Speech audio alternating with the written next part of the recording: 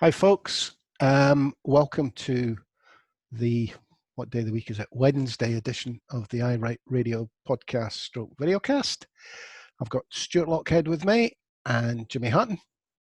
How are you doing there? There was a Nicola Sturgeon special today again, our press conference. Not particularly interesting because she's making a statement to Parliament tomorrow. But we'll have a quick chat about that. But I think the main meat of our discussion today is going to be care homes, mostly due to the BBC's docudrama last night. I hesitate to refer to it as a documentary. But we'll go with the presser first. Jimmy, what did you think today? Interesting. It's like you say, it was relatively quiet, mate. She was asked a couple of questions about the BBC programme, but we'll probably leave that to the actual discussion of it. I think she didn't bat them away. She was quite open, but she was pretty plain that what we saw last night didn't actually bring anything new to the conversation other than a little bit of dramatic licence. The rest of it, I was interested that she had Kate Forbes there with her, the finance secretary, who announced another 14 million for he kind of aimed at big hotels, which worries me a wee bit. It's a tourism sector. The Scottish Government seems to be accepting what the tourism sector are saying to them about 3 winters in a row, and they're looking to help. They're looking to put schemes in place to help tourism businesses in a way that London hasn't quite accepted as yet. The 3 winters scenario. I think, Jimmy, that what they're referring that sector is, when you think about it, there's actually quite a lot of it based here in Edinburgh, at least. You think the Rabbies and those wee coaches, they've got no business. You've also no, Stuart, you're wrong. Rabbies and that are back out working.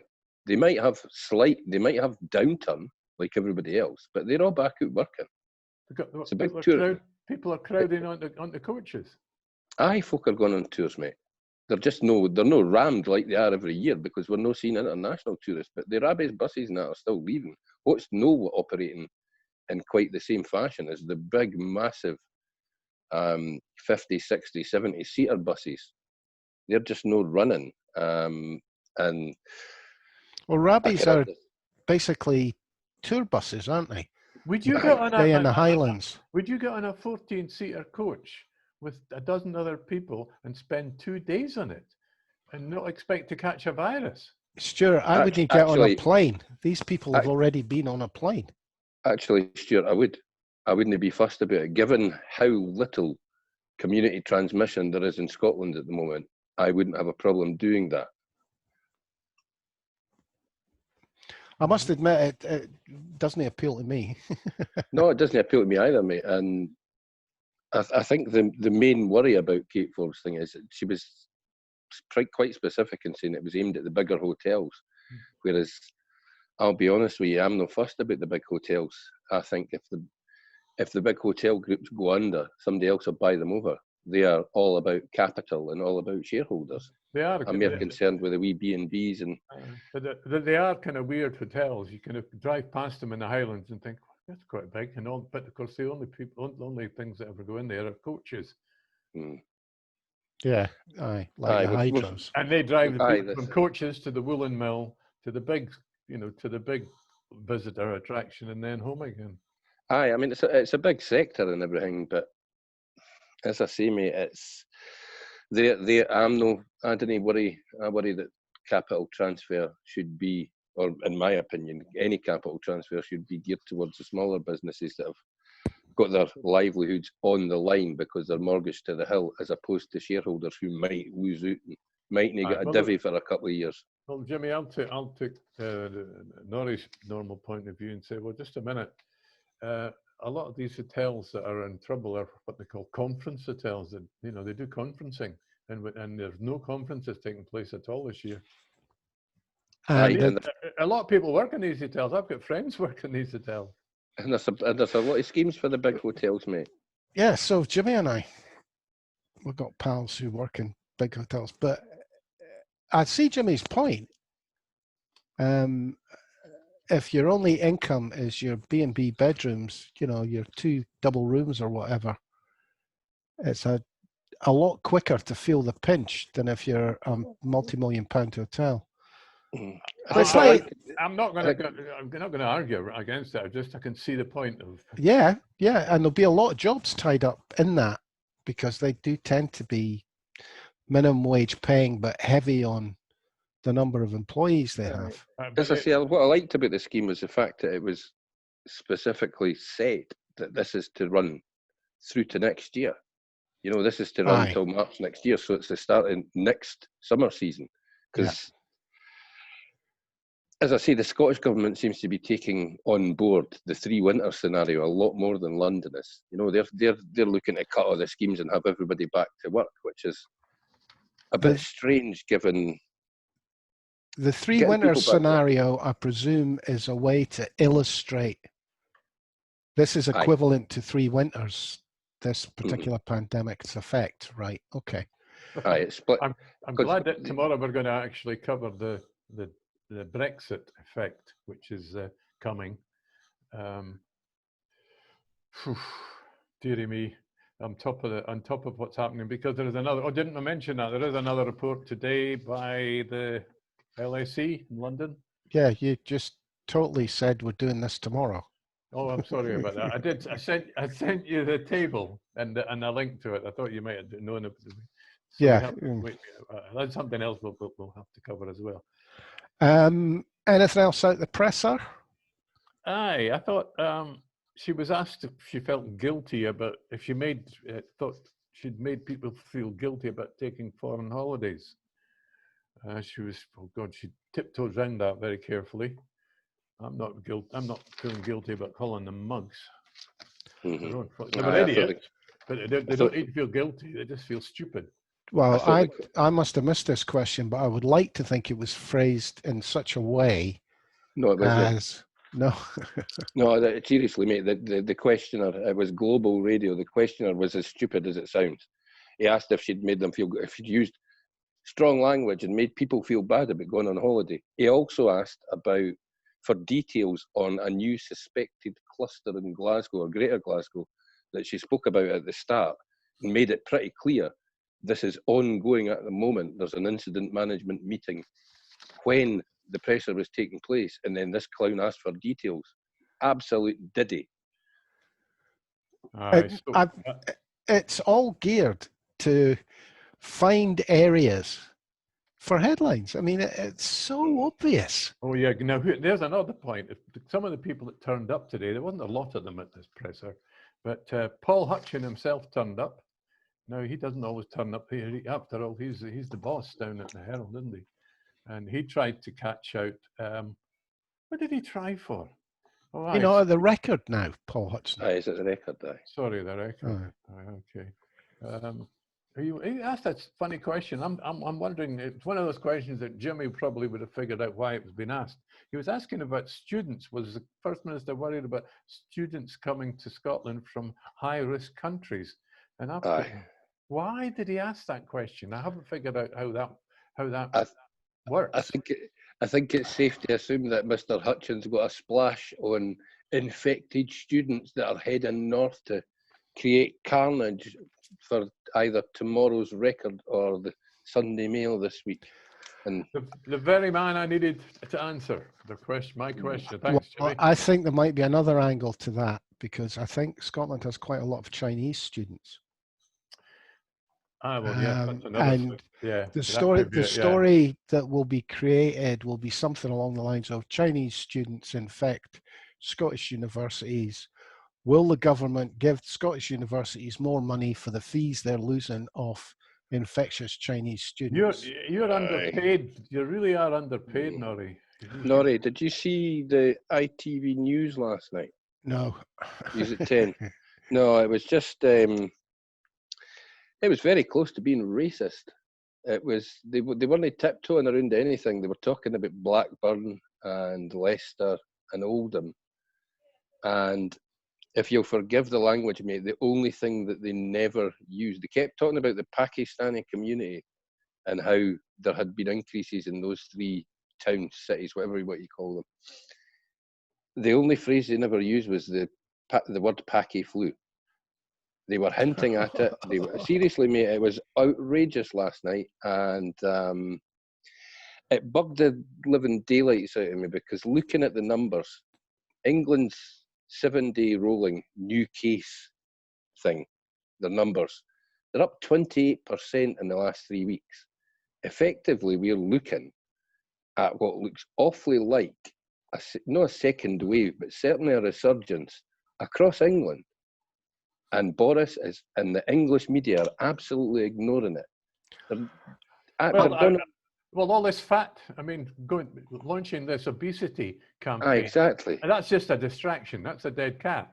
Exactly. Have a 50 quid voucher to get your bike fixed. That way and ram it between the cheeks of your Boris. Come on, I mean, nonsense. I mean, what is really noticeable is all figures, which are now, when it comes to deaths, English figures, are being reported in the British press as UK figures.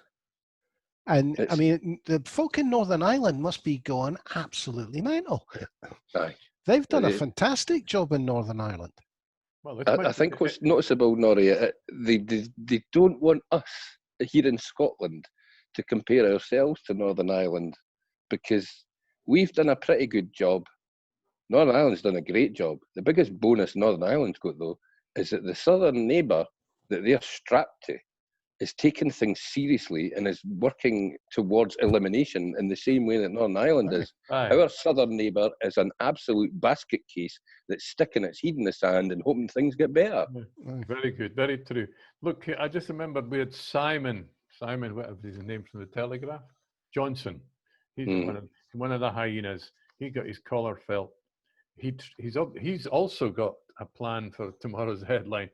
His question was specific. He said that if the Federation of Small Business wanted something asked about, a third of the people in Scotland are currently getting paid by the UK government. Is the Scottish government ready for layoffs? And the First Minister comes straight back with an answer. It says, well, if the UK extended the furlough scheme, we wouldn't have a problem. Yeah, there's a genuine concern there, in that the desperation. It's something that I need to go and have a look at. The kind of numbers that we are spending on furlough, the kind of numbers that London is spending on furlough, and that ought to be compared. I mean, they're basically going to kill furlough at the end of August. So as we're going into the period where we may expect either a second wave or a resurgence of the first wave, we are making a lot of people poorer. And we are possibly putting a lot of people out of work. And you've got to wonder whether as I say, I'll have to go and have a closer look at the figures, at what it would cost to just extend, particularly sector-specific furlough, because there are people that can go back to work. You know, there's folk that... No, gyms.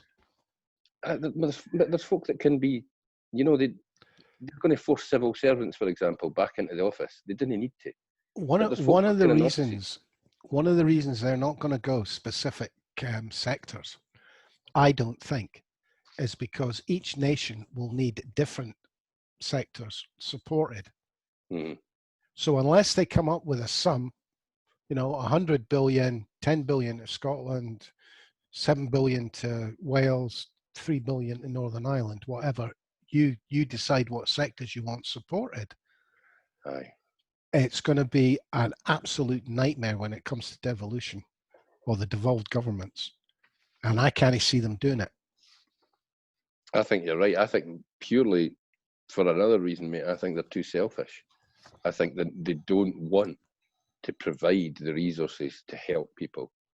The money that they've printed, the money they've created on a computer screen at the Bank of England, that's been siphoned off again to the rich. It's been siphoned off to shareholders and major companies. You'll forgive me, mate, but I don't know that many people who are shareholders. There were probably loads of them in the 80s and the 90s when everything was privatised, but most folk have cashed in on the chips. Yeah, but look, their argument is that they've got to they roll out this free money, and then this money gets invested in the stock market. And if they hadn't done that, the stock market would have collapsed, and that would have been another crisis. Yeah, It would have been a disaster for the rich. But Stuart, they know what happened in 2008. They know. They've seen what happens if you put the money into the top end of the system. But you're beginning to sound as they don't know what they're doing. They know full well what they're doing. Oh no, I don't for a minute think that they're not totally aware of what they're doing. They're Tories. They know exactly what they're doing. Just as an example, again from a close neighbour, I noted that the Republic of Ireland increased their statutory sick pay this week. It now stands at €305 a week if you're on the sick, as opposed to 99 quid a week if you're in the UK. I think. And remember, Ireland's a basket case, they keep telling us, and we countries like Ireland can't possibly look after their citizens, so Scotland could never do it, you know? The living wage, I think it's gone up by 32 pence or something. Who's living wage? The living wage that the Tories invented by taking 10% off the actual living wage. That the real living wage. The one that the Scottish government encourages all its contractors, which is a tenner odds, I think now. I think it's just over a tenner in it. There's like 40 quid a week difference between the two of them, or in fact, I think it's more than that. I think it's nearer 50. Okay, guys, let's move on to the hot potato. BBC TV last night produced what they euphemistically call a documentary. Stuart, you turned it on and turned it off. I saw it was just actors, and I had better things to do than to watch. It's something I personally can't stand. It's a big thing in American channels. You know, we've got dozens of American channels. They call them cable channels, but we've got loads of them in this country too, in Freeview, and they do it all the time. I can't stand them. But at least the Americans call them docudramas. Right, you got all this dramatic music and the voiceover. You got voiceover as well as the actors, and there is one wonderful guy. I think he's been around since the days of Tales of the Unexpected. Does wonderful voiceovers for murders. I just went off and read about English care homes because there was a report out. Can we set it up before you come? Oh, absolutely. I'll save it for the end. The gist of this was that the BBC tweeted today that they'd had actors voice the interviewees because the interviewees were scared of losing their jobs from these care homes if they spoke to the BBC. There's a difference between voicing and acting. And it was very obvious that the actors were acting out the emotions that they presumed the words from the interviewees would have generated. And let's be honest, mate, they're actors. They were doing that under direction. Clearly, we had a director who wanted the emotion to be portrayed. I thought Isa was Barry, by the way, Jane McCara. I was fair enjoyed her performance. But you're right, there was a director there, there was a script writer there was a screenplay for them to read from. And as Stuart pointed out, that lovely dramatic music. I've never quite, and I mean, I might be wrong, but I'm pretty sure Panorama and Dispatches didn't need to have a dramatic soundtrack at the back of it to emphasise the assertions that they're making. The other interesting player in it was the guy who's the head honcho of the private care sector in Scotland, who blows hot and cold. One minute he's ripping the Scottish government apart. The next minute he's thanking them for the amount of input he's been allowed into the discussions about care homes. Is this McCaskill? What is this guy? Is this McCaskill? Donald McCaskill. We discussed him before, and we all. I think the general impression we got before was that he was favourable the Scottish Government, and we had a mutual agreement not to slag each other off. But Well, Aye, but last what night he's certainly quite happy to slag them off.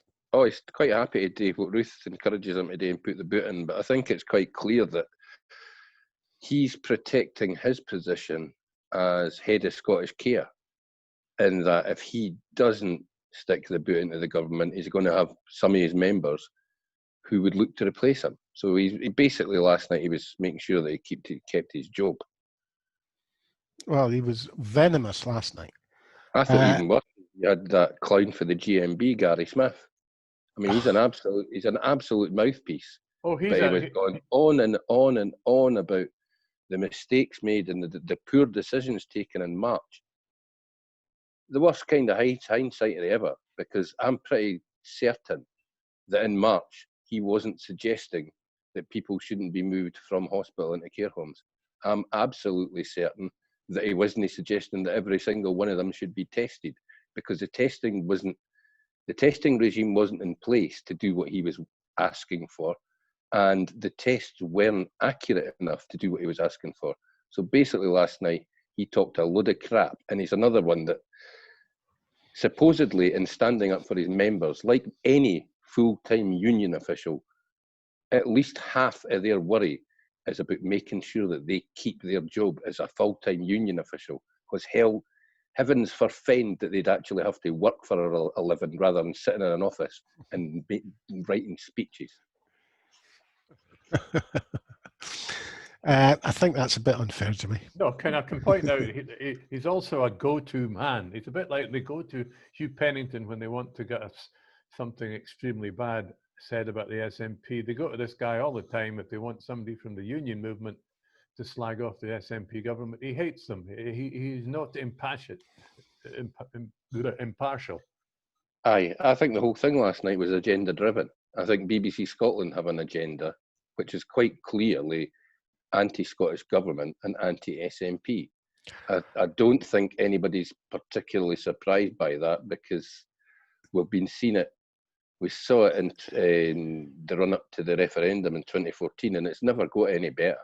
I was very aware there was a couple of opportunities for them to, shall we say, spread blame rather than lay it all at the government's door.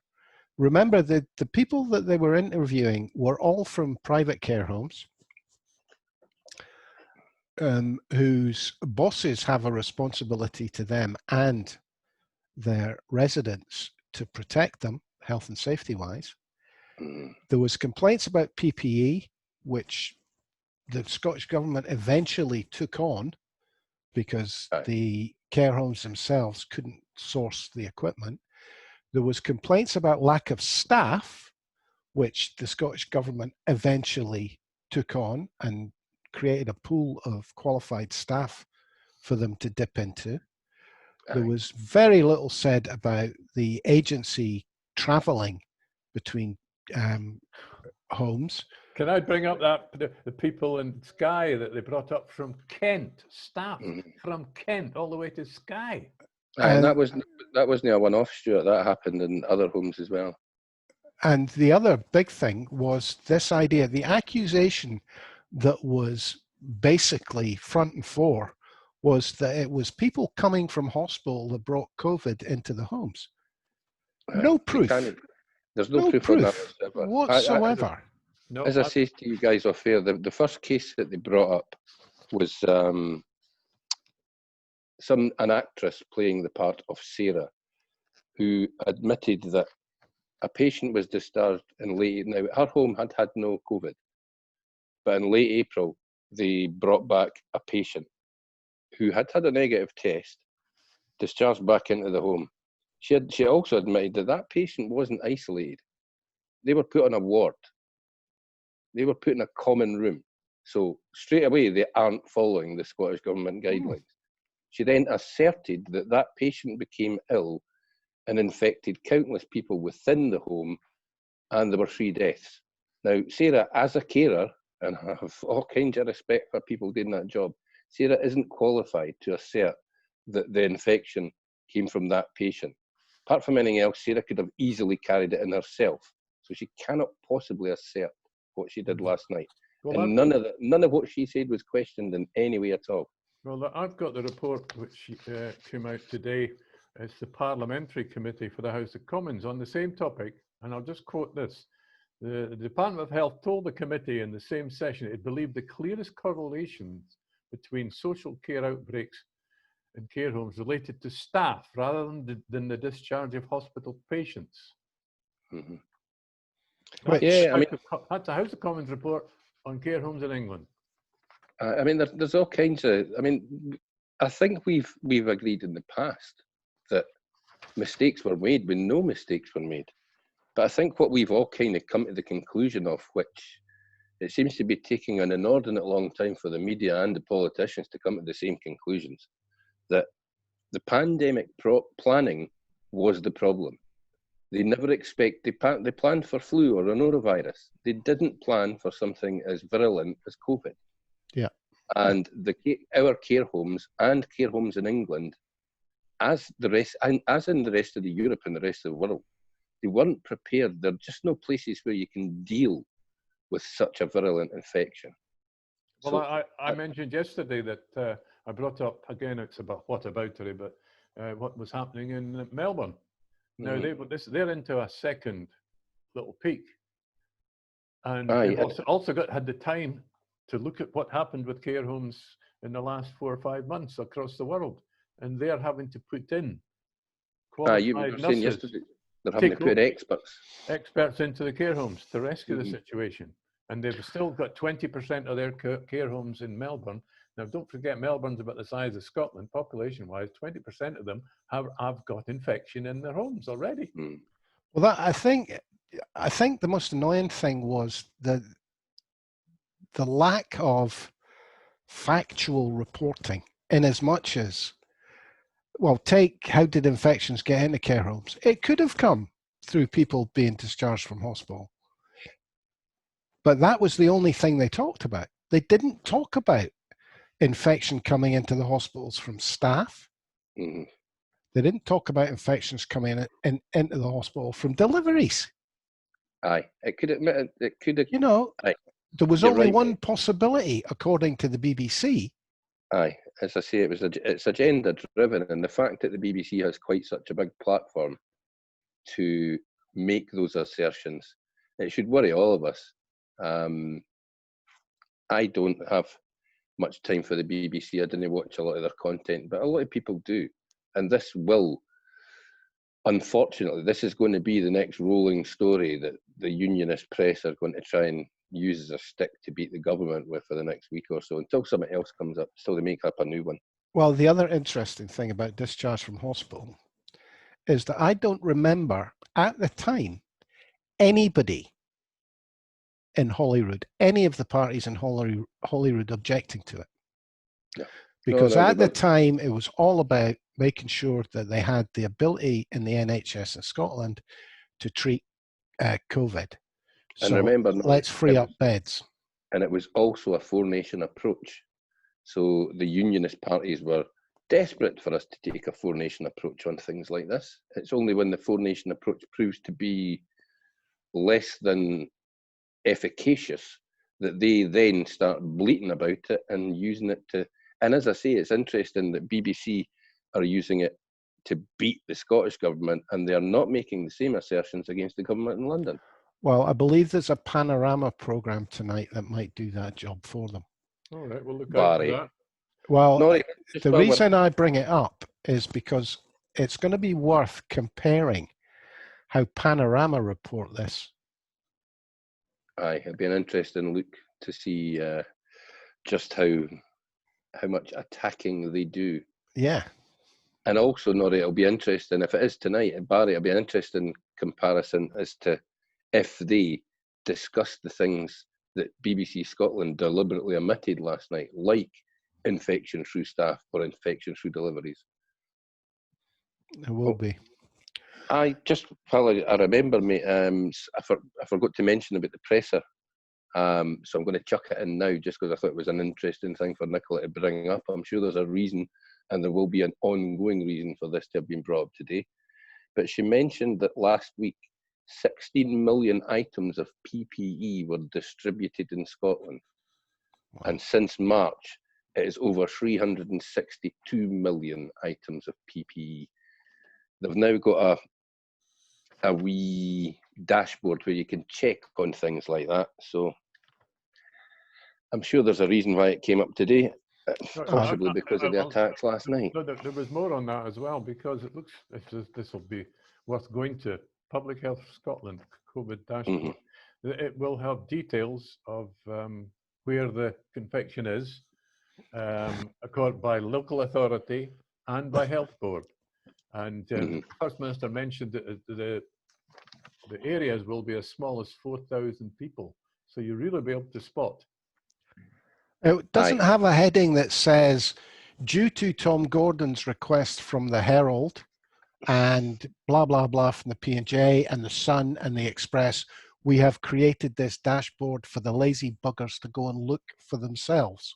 I think actually, mate, the reason they've done it is because they know that there's a resurgence marching down the path. I think the epidemiologists have got government convinced that there will be a problem come autumn and into winter. So that's why that's in place.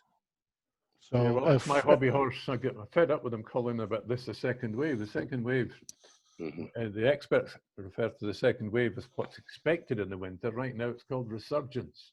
Yeah. We've got worse to come. Should we read out the Home Nation's death figures at the start of every programme from now on?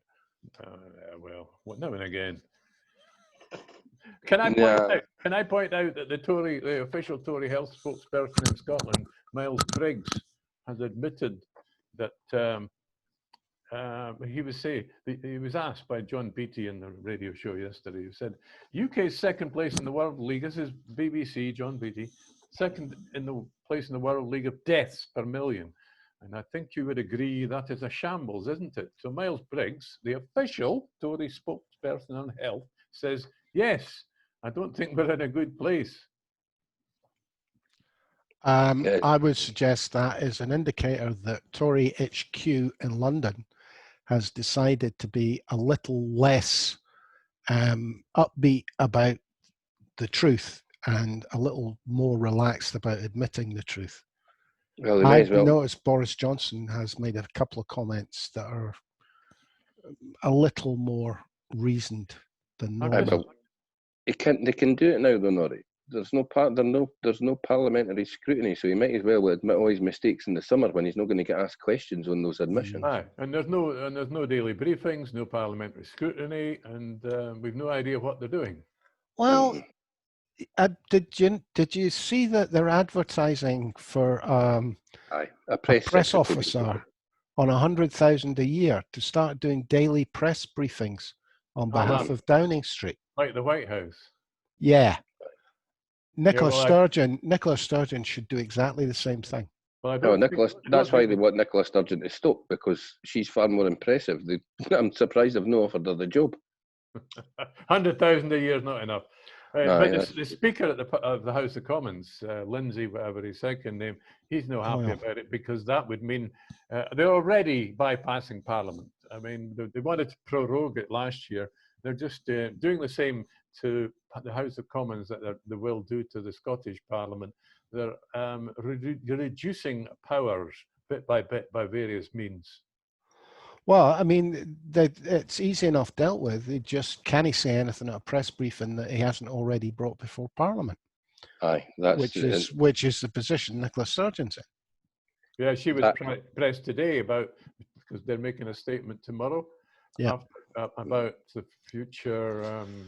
Stuart, see, before you make the statement to Parliament, could you just whisper all the details in my ear so I can write up a piece for tomorrow's paper? Here, it's on this bit. Here it is. It's on this bit of paper. Take it now. Jimmy will probably want to ask you the same thing. No, you're all right. I'll just sneak a look at your bit of paper when you're not looking. So, anything else catch anybody? Anybody's interest? Oof. Oh, what's this on Twitter? I see Ruth Davison's getting a peerage. Oh, God. Aye, apparently. Well, I'm not surprised. And is it true? Well, I think I'm- it's true. I've not seen it yet, mate. I'm kind of surprised, if I'm honest. Boris tends to hold a grudge longer than that. Well, Well, but that's a fact. No, there was a couple of things popped up on Twitter, but couldn't Oh, find yeah. it headlined by the BBC. It's not been announced yet, mate, but everybody's assuming that she's getting it because he's announcing a list of them this week. So everybody's just assuming she's going to get one. It'll be So interesting. if she becomes Baroness Put the Boot in, and she's likely to get Alistair Jack's job. well, two questions. If she gets Baroness Put the Boot in, could she end up as Secretary of State for Scotland? Yeah, But could she also end up as leader of the Tory party in Scotland? Well, she'll be speaking for them. Mhm. And she'll She be the could- queen of New Street. She could get both, but I'll wait to see if that's confirmed. I genuinely would be surprised if Boris, given what she's had to say about him and given what a venal, vain man he is, I'd be surprised if he actually gave her a peerage. Well, but I think he might make her way. Would he dare to make her Secretary of State? Yes. No, he wouldn't. She certainly wouldn't get the job. There's no danger he's going to work with her. If he's putting her in the House of Lords, he's putting her in the House of Lords, and he'll give her a horrifically difficult job that means that she's busy and she has to keep her mouth shut most of the time. No, I don't see the point of that. The point of putting her in there is because she can speak for Scotland like no other Tory. No, she can't. Scotland, they might think she can speak to Scotland like no other Tory, mate, but she's never successful. Well, She never got above 22%. Hold on, Jimmy. Of course you're right, but I'm talking about from the media's point of view, and London media in particular. They love her. Oh, our press will love it if she was to They get put the her on job. those quiz shows and things, don't they? I'm sort of struggling to think of anything else she'd be qualified for, Well, apart from being a mouthpiece. No, that's what I'm saying, mate. She's no experience in any other area. Let's be clear. She's a gay woman. They'll give her responsibility for the minefield that is gender recognition and gender politics in modern day UK. Well, or Northern Ireland. I'll tell you, it was interesting that Alistair Darling stood down yesterday for the House of Lords, having only been there for 5 years. He stood down. Maybe he's not real. Aye. It's nothing to do with not being well. It's nothing to do with not being well. Alistair Darling stood down for the House of Lords because when you're a member of the House of Lords, you have to declare every scintilla of outside income. Do they? Aye, you have to declare everything, mate. Oh, well. And Alistair Darling makes a hell of a lot more money doing other things than he does from being a peer. He's not 65 this year, is he? No, anyway, no, but I mean, Jimmy's probably right because, to be honest, there is no Chancellor of the Exchequer of a Tory government that doesn't leave the job with sinecures, as they're called. True. Would you come and speak at my burnt supper? Here's 45,000 quid. Aye. Okay, guys. I'll come along and swear at anybody's haggis for £4.50 in a pint, by the way. Not that I'm for myself out or anything, but there we go. We'll call it a day at that, I think, chaps. Thank you, Stuart Lockhead. Thank you, Jimmy Hutton. And thank me, Norrie Stewart. We'll see you all tomorrow, folks. There's a few announcements. We'll have to look at the schedule and see what we can catch. We're getting a longer and longer list of things we must discuss, guys. Aye. We must get round to actually reading the core material so we can discuss them. We're kind of getting overwhelmed here. Thanks for listening, folks, and we'll catch up with you tomorrow. Cheerio. Cheers for now.